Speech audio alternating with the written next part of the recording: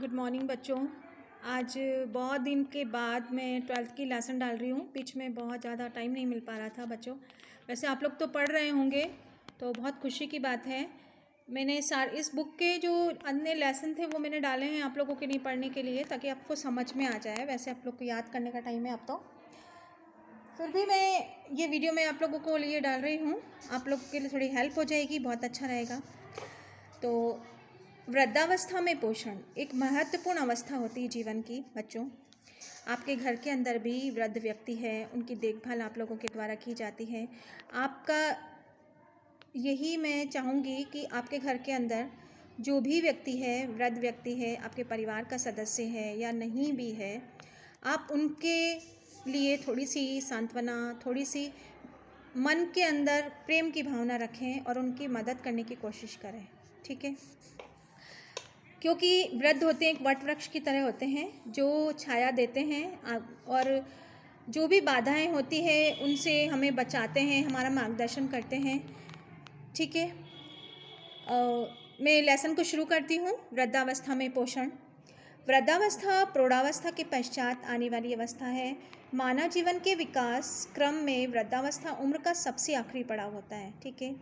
जो प्रौढ़ावस्था के बाद आता है, इस अवस्था में शरीर निर्माण कार्य नहीं के बराबर होता है, ठीक है। मतलब क्या होता है कि इसके अंदर शरीर का निर्माण कार्य, जो निर्माण चलता है, ठीक है, वो नहीं होता है। विघटन बहुत जल्दी जल्दी होता रहता है और विघटन एक निरंतर प्रक्रिया है जो अति गति से होती है, ठीक है।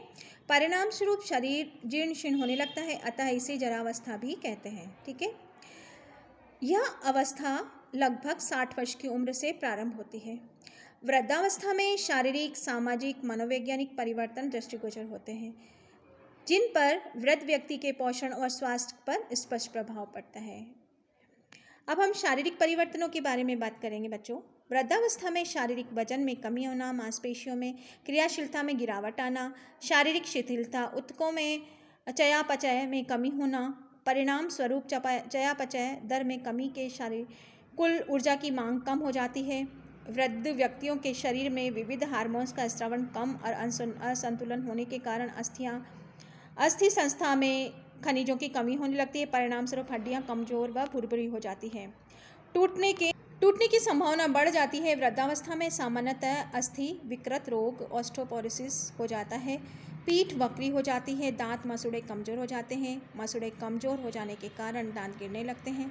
वृद्धावस्था में कोलेजन नामक संयोजन तंतुओं की सख्त होने के कारण जोड़ों में कठोरता आ जाती है, दर्द रहता है, त्वचा का लचीलापन कम होने लगता है। मांसपेशियों में क्षय होने के कारण त्वचा झुरझुरी होने लग जाती है, लटकने लग जाती, नाखून कठोर हो जाते हैं, बाल सफ़ेद हो जाते हैं। नाड़ी संस्थान भी कमजोर होने के कारण स्वास्थ्य कलिकाओं में तीव्रता में कमी आती है, स्मृति कमजोर होने लगती है, ऊंचा सुनना, दृष्टि कमजोर होना स्वाभाविक लक्षण है। पाचन संस्थान एवं उत्सर्जित संस्थान कमजोर हो जाता है। शरीर की रोग प्रतिरोधक क्षमता क्षीण हो जाती है। वृद्ध व्यक्ति सर्दी, जुकाम व अन्य संक्रामक बीमारियों से जल्द ग्रसित हो जाते हैं। मांसपेशियां शिथिलता के कारण उन्हें श्वसन संबंधी तकलीफ, हृदय रोग, एथेरोस्क्लेरोसिस होने की संभावना बढ़ जाती है। शारीरिक क्रियाशीलता में कमी, हार्मोनल असंतुलन के कारण वृद्धावस्था में मधुमेह की संभावना बढ़ जाती है। सामाजिक परिवर्तन। नौकरी से सेवानिवृत्ति के पश्चात वृद्धावस्था में शरीर शिथिलता के कारण वृद्ध व्यक्तियों का सामाजिक क्षेत्र, घर परिवार, आस पड़ोस तक सीमित हो जाता है। मनोवैज्ञानिक परिवर्तन।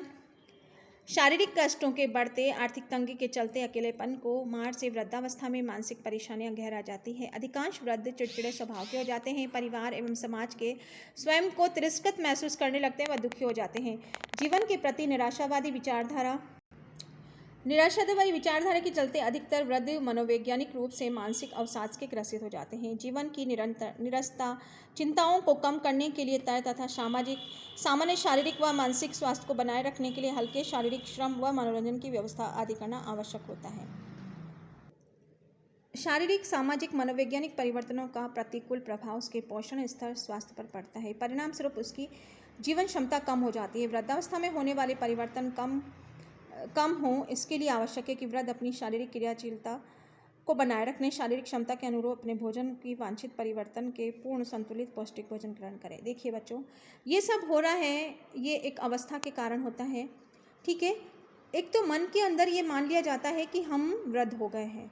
जब हमारे मन में नकारात्मक भाव आ जाता है तो हमें मतलब अपने आप को ही विकृत करने लग की कोशिश शुरू हो जाती है, पतन शुरू हो जाता है। जब हम खुद मान लेते हैं कि हम कमज़ोर हैं, हम वृद्ध हो गए हैं, तो स्वाभाविक रूप से आपको कितना ही कोई उसको प्रोत्साहन दे तो भी आप नीचे की तरफ ही गिरते हैं। तो पहली चीज़ तो यह है कि मनोभावना समझना और उनकी आवश्यकताओं की पूर्ति करना, क्योंकि परिवार का जो सदस्य वृद्ध व्यक्ति होता है उसने अपने परिवार के लिए बहुत कुछ किया हुआ होता है, ठीक है।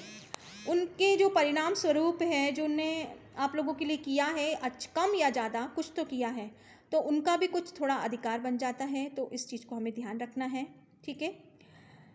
पोषण संबंधी समस्याएं शरीर के बाह्य अंगों में परिवर्तन के साथ साथ आंतरिक अंगों में शिथिलता के परिणाम स्वरूप उसकी कार्यक्षमता क्षीण हो जाती है, पाचन शक्ति दुर्बल हो जाती है, अंतःस्रावी ग्रंथियों की निष्क्रियता के कारण चयापचय दर में कमी आती है, भोजन का पोषण, पाचन पोषण व उपापचय ठीक से नहीं हो पाता है, दांत टूटने और लार का श्रवण कम होने के कारण भोजन चबाने में कठिनाई आती है, स्वाद कलिकाओं के क्षीण में कमी होने के कारण भोजन के स्वाद में अनुभूति नहीं हो पाती है, आहार नाल में स्रावित होने वाले पाचक रसों, आमाशय, अग्नाशय, आंत्र, पित्त रस की कमी के कारण भोजन का पाचन ठीक प्रकार से नहीं हो पाता है, अपचय की समस्या उत्पन्न हो जाती है, आमाशिक संवरणीशील हो जाने के कारण अम्लीय भोजन बार बार ग्रसिका तक पहुंच जाता है, खट्टी डकार आना, छाती में जलन की समस्या हो जाती है, पाचन की गड़बड़ी के साथ साथ पोषक तत्वों के अवशोषण की दर में भी कमी आ जाती है तथा विभिन्न पोषक तत्वों की कमी की संभावना बढ़ जाती है। आहार नाल की मांसपेशियों की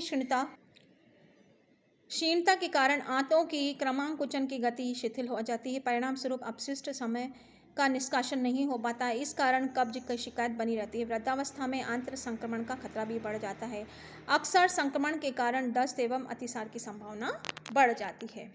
अब हम बात करेंगे पौष्टिक आवश्यकताएं।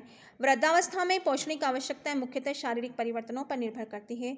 पोषक तत्वों की आवश्यकता निम्नानुसार होती है। कैलोरी वृद्धावस्था में आधारीय उपापचय दर में कमी आ जाती है, साथ ही शारीरिक क्रियाशीलता में काफ़ी कम हो जाती है। वस्तुतः वृद्धावस्था में साधारणतः परिश्रम करने वाले सामान्य वयस्क पुरुष की कैलोरी मांग की अपेक्षा 25% कम कैलोरी की आवश्यकता होती है। इस अवस्था में कैलोरी का उपभोग शरीर भार को सामान्य बनाए रखने हेतु होना चाहिए। शारीरिक शिथिलता के कारण उच्च ऊर्जा युक्त भोजन शारीरिक वजन की वृद्धि करता है, मोटापे के कारण होने वाली बीमारियों को जन्म देता है।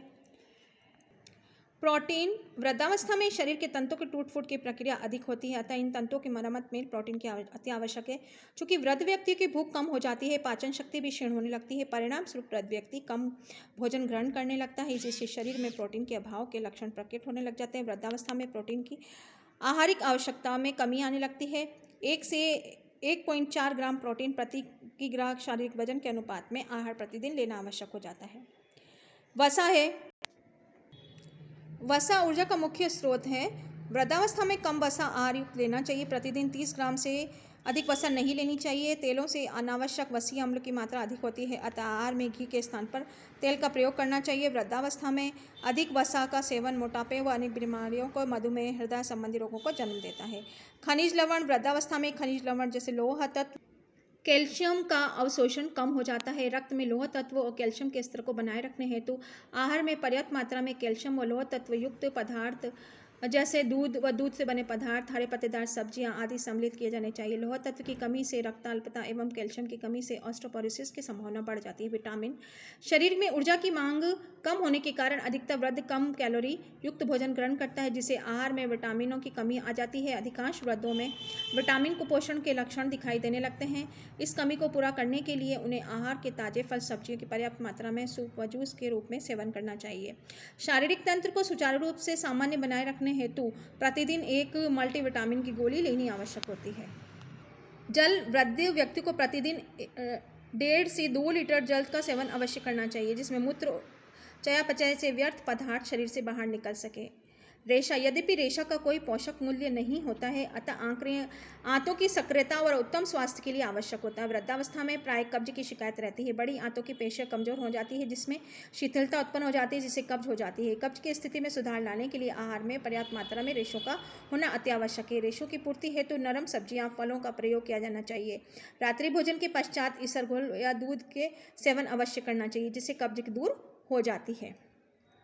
वृद्धावस्था में आहार व्यवस्था, पोषण तत्वों की आवश्यकता की पूर्ति हेतु वृद्ध व्यक्ति, महिला, पुरुष के लिए भोजन की विविध भोज्य पदार्थों का चयन 15.1 के अनुरूप होना चाहिए। देखिए वृद्ध के लिए क्या है, ये इसकी आहार की आवश्यकता है। अनाज कितना होना चाहिए, 285 ग्राम एक पुरुष का होना चाहिए और 210 ग्राम महिला के लिए, मतलब पुरुष को ज़्यादा है। दालें महिला के लिए 75 ग्राम है, पुरुष के लिए 75 ग्राम है और महिला के लिए 60 ग्राम है। दूध के लिए 300 ग्राम दोनों को लेने की आवश्यकता है। कंदमूल है 200 ग्राम है, हरे पत्तेदार सब्जियां 100 है, अन्य सब्जियां 200 है, फल है 200 ग्राम,